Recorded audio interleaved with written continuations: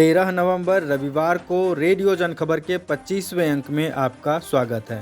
पहले सुर्खियां। Supreme court ने आर्थिक आधार पर आरक्षण पर के संविधान संशोधन को रखा बरकरार। कर्नाटक में भी उठा ज्ञानव्यापी जैसा मामला, कोर्ट ने कहा बंद हो निर्माण। दिल्ली गवर्नर ने गृह मंत्रालय से सिफारिश कर विवाह में बिना मर्जी से बनाए गए शारीरिक संबंध को बलात्कार की श्रेणी में शामिल करने की मांग। 9 नवंबर को मनाया गया उर्दू दिवस, गंगा जमुनी तहजीब को किया याद। भारत को हरा इंग्लैंड 2020 मुकाबले के फाइनल में पहुंचा। अब खबरें विस्तार से। एक ऐतिहासिक फैसले में सुप्रीम कोर्ट ने सोमवार को बहुमत से आर्थिक रूप से कमजोर वर्गों के आरक्षण को लेकर संविधान संशोधन को बरकरार रखा। 2019 में संसद ने संविधान के 103वें संशोधन को पारित करते हुए अनुच्छेद 15 और 16 में खंड जोड़े थे। ये सरकार को समाज के उन आर्थिक रूप से कमजोर वर्गों के लिए कोटा शुरू करने की इजाज़त देते थे जिन्होंने अन्य किसी आरक्षण का फायदा नहीं उठाया था। सुप्रीम कोर्ट ने 3:2 के बहुमत के साथ 103वें संविधान संशोधन को बरकरार रखा। जस्टिस रविंद्र भट्ट तथा मुख्य न्यायाधीश यूयू ललित ने अपने अल्पमत फैसले में स्पष्ट किया कि गरीब तबके से आने वाले सभी लोगों को उनकी जाति या वर्ग की परवाह किए बिना आरक्षण का हकदार माना जाना चाहिए, लेकिन यहाँ केवल अगड़ी जातियों या वर्गों के लोगों को आरक्षण का लाभ देने पर विचार किया जाएगा और अनुसूचित जाति, अनुसूचित जनजाति जैसे सामाजिक रूप से वंचित वर्गों के लोग इसके पात्र नहीं होंगे। वहीं तमिलनाडु के डीएमके सरकार ने कहा कि वह इस फैसले के खिलाफ पुनर्विचार याचिका डालेंगे। इसके लिए वह अपने वकीलों से राय ले रहे हैं। उन्होंने सुप्रीम कोर्ट के निर्णय को दुर्भाग्यपूर्ण करार दिया है। मुख्यमंत्री एमके स्टालिन ने कहा, इससे सदियों से चली आ रही सामाजिक न्याय की लड़ाई को धक्का लगा है।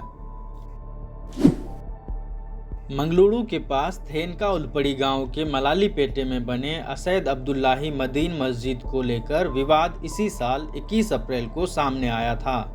ये लगभग तभी हो रहा था जब उत्तर प्रदेश के वाराणसी में ज्ञानव्यापी मस्जिद चर्चा के केंद्र में थी।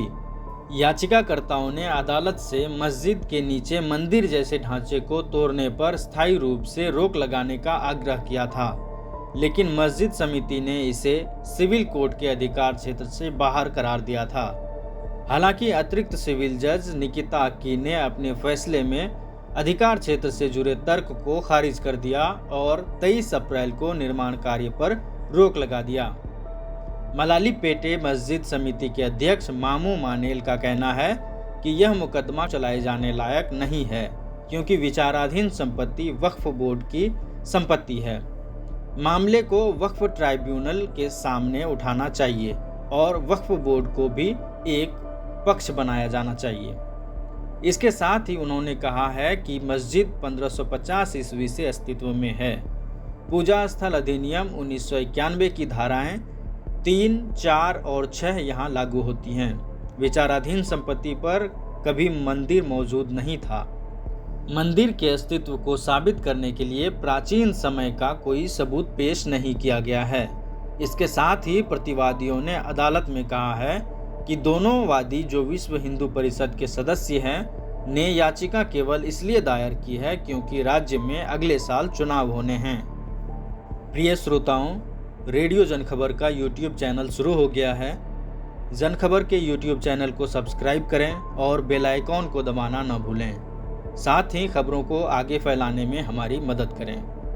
अगली खबर में दिल्ली के उपराज्यपाल वीके सक्सेना ने गृह मंत्रालय को प्रस्ताव भेज विवाह में बिना मर्जी से बनाए गए शारीरिक संबंध को बलात्कार बताए जाने की सिफारिश की है। बीबीसी के रिपोर्ट अनुसार एलजी ने मांग की है पत्नी के साथ असहमति से सेक्स किया जाता है तो वो बलात्कार माना जाए और भारतीय दंड संहिता के तहत इसमें सजा दी जाए। महिला संगठनों ने इस सिफारिश का स्वागत किया है, लेकिन वे ये भी कहती हैं कि इसका दायरा केवल 18 की उम्र तक ही सीमित नहीं किया जाना चाहिए। भारत में वैवाहिक बलात्कार को कानून की नज़र में अपराध नहीं माना गया है, इसलिए आईपीसी की किसी भी धारा में न तो इसकी परिभाषा है और न ही इसके लिए किसी तरह की सजा का प्रावधान है। इस साल की शुरुआत में दिल्ली हाई कोर्ट में वैवाहिक बलात्कार को अपराध मानने और आईपीसी की धारा 375 के अपवाद 2 की वैधता को चुनौती दी गई थी। इस मामले में याचिकाकर्ताओं या संस्थाओं का मानना है कि शादी किसी भी महिला पर यौन हिंसा करने का साधन नहीं बनना चाहिए। साथ ही महिलाओं को ये भी समझना होगा कि वे शादी में होने वाली इस तरह की यौन हिंसा के खिलाफ घरेलू हिंसा कानून 2005 का भी सहारा ले सकती हैं। मशहूर शायर अल्लामा इकबाल के जन्मदिन के मौके पर पूरी दुनिया में 9 नवंबर आलमी यौम उर्दू यानी विश्व उर्दू दिवस के तौर पर मनाया जाता है। उर्दू ज़बान हमारे मुल्क की गंगा जमुनी तहजीब का अटूट हिस्सा रही है। हमारी जंग आज़ादी में हिस्सा लेने वाले अनेक लीडरों ने उर्दू को हिंदुओं और मुसलमानों को जोड़ने वाली बेहतरीन कड़ी बतलाया था। उर्दू ज़बान हमारा साझा है। इस मीठी ज़बान को फ़रोग देने और इसकी हिफाजत की जिम्मेदारी हम सभी की है। उर्दू किसी मज़हब की नहीं बल्कि हमारे मुल्क की ज़बान है। बावजूद इसके उसे जो एहतराम मिलना चाहिए था वह नहीं मिला। सरकारी मदद की कमी, क्षेत्रीय भाषाओं की अस्मितावादी राजनीति, अंग्रेजी का हर विभाग में बढ़ता वर्चस्व और इस ज़बान में पढ़ने वालों के लिए नौकरियों और रोज़गार के मौक़ों की लगातार कमी वे अहम वजह हैं जिसके चलते उर्दू ज़बान का खासा नुकसान हुआ। सियासतदानों ने तो बरसों से उर्दू के खिलाफ जैसे एक मुहिम छेड़ी हुई है। हाल के वर्षों में उर्दू को एक ख़ास धर्म के लोगों की भी भाषा बोला जाने लगा है, जो गलत है। 13 नवंबर को मेलबर्न में खेले जाने वाले फाइनल मैच में इंग्लैंड का मुकाबला पाकिस्तान से होगा। भारत ने इंग्लैंड के सामने जीत के लिए 169 रन की चुनौती रखी थी। ओपनर एलेक्स हेल्स और कप्तान जॉस बटलर ने पहले विकेट की रिकॉर्ड साझेदारी के जरिए इस लक्ष्य को मामूली बनाकर रख दिया। भारत का कोई भी गेंदबाज इंग्लैंड के बल्लेबाजों पर असर नहीं डाल सका। इंग्लैंड ने 24 गेंद बाकी रहते मैच जीत लिया। कप्तान बटलर 80 रन 49 गेंदों पर बनाए और हेल्स 86 रन 47 गेंदों पर बनाए। दोनों ने हाफ सेंचुरी जमाई। हेल्स मैन ऑफ द मैच चुने गए। इसी के साथ इस अंक के समाचार समाप्त। अगले अंक के समाचार के लिए मिलेंगे बुधवार को। तब तक के लिए दें इजाज़त।